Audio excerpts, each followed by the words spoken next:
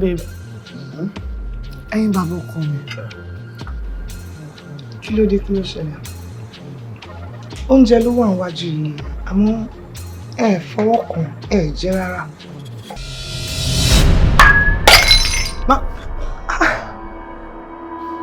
Sorry. Ṣé kò bá lẹ́sẹ̀ ṣe?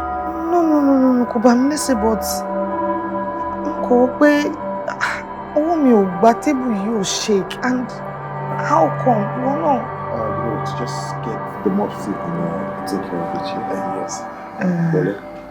Okay.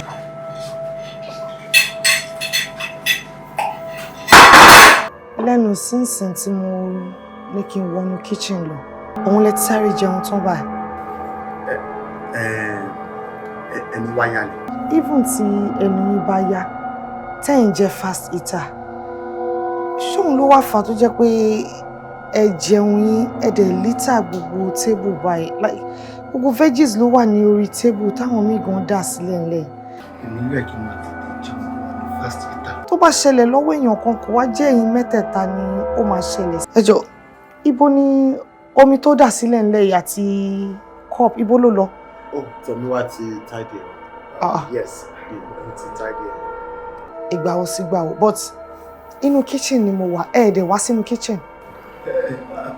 I'm a fast worker. I run for a living. Ìyàwó wa, ẹ ṣe jẹun. The most important thing ni pé wọ́n ti park ẹ̀.